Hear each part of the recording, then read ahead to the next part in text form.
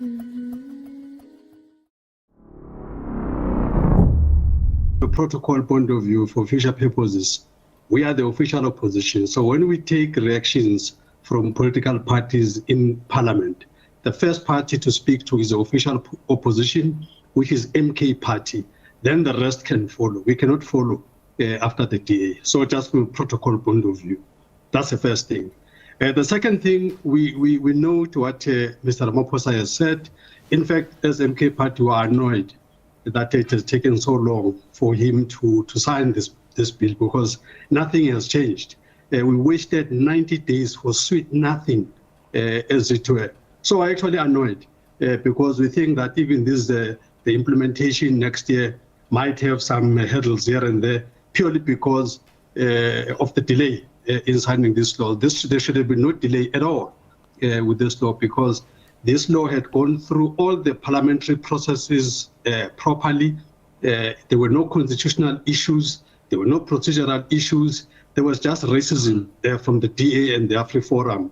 So Mr. Ramaphosa has wasted a huge 3 months just nursing the racism of AfriForum and DA. So I'm annoyed by that.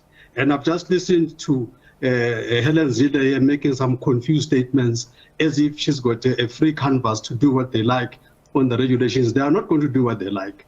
Regulations are by nature supposed to not be inconsistent with the law. The law says the what, the regulation says the how. So the how cannot be a law on its own. The how cannot defy the what. So we're looking at and we just think that it's just a face-saving statement because they've lost their battle with the ANC. And we thank Panyaza, in fact, for holding firm on this position, because indeed what has happened here, Panyaza has won in this debacle. And we congratulate Panyaza for making sure that there's no racism in this country. So we're very happy for us as MK party that the Bela Bill will eventually be implemented. But as I say, we lament the delay. Yeah. No, they have not found each other at all. All what has happened is that Mr. Ramaphosa would have seen that the tide is just too high. The price is just too much to pay. So he could not sell out more than he has already sold out. So he had no chance. He just had to agree.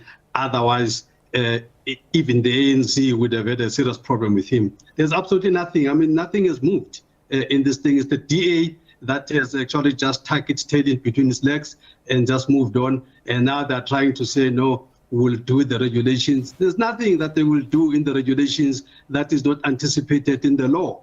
It's exactly what's going to happen. The head of department will make the final decision. The racist AGBs, SGBs are not going to continue their racism of making sure that our children don't attend these schools with some stupid radius arrangement where they use apartheid spatial development to exclude our children. So that's not going to happen anymore.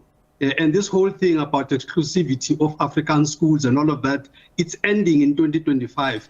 Even if the regulations are not there, the law will be implemented. As long as the implementation is in line with the Act, nothing is going to stop the implementation of the Bela Act as it stands. So this the whole notion of 18 months that she's talking about. She thinks it's going to delay the implementation. I can tell you this for nothing, that she's wasting time. That law will be implemented as is. Children will mix at school. The racism of the fossils in the DA will have to stay at museum or anywhere or somewhere else. Let the children mix. Let the children enjoy each other. Let the children have fun. That's what's going to happen. Yeah. Firstly, let's just demystify the thing. The issue of a minister doing regulations is no special arrangement. So there's no win there. It's just a normal procedure. They should know this, having been in government for this long. Ministers usually do this unless the law itself prescribes that the regulations must be done by Parliament. But generally, regulations are done by ministers in any event. So there's no win there. It's just the normal that has happened. And there is no free reign that's going to happen. As I say, you see, one of the reasons, for instance, with the PPFA, where the regulations that the late Pravin Gordhan tried to do all kinds of interesting things.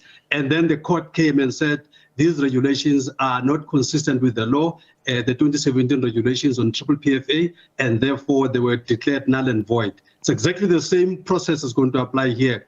Kwarube is not going to come here with any creativity, with any norms that do not fit the law. They are just going to have to look at the law and apply the letter and spirit of the law. There is no room to maneuver. The regulations are not, it's like the law is like at the high school. The regulations is probably like primary. So there's no way that the primary school can overrule a high school.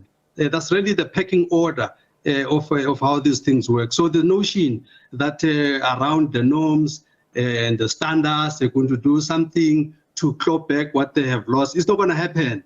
We will be there to make sure that it doesn't happen, and it won't happen. We'll take it to court. If that happens, we will argue in court that these norms and standards that are introducing racism by backdoor are not consistent with the law. So they must not even take a chance, must just allow this law to be implemented, and they just have peace with the fact that they've lost the debate in Parliament, they've lost the debate in their so-called clearinghouse, and that's it. They're losers, they'll continue to lose. All right, thank you.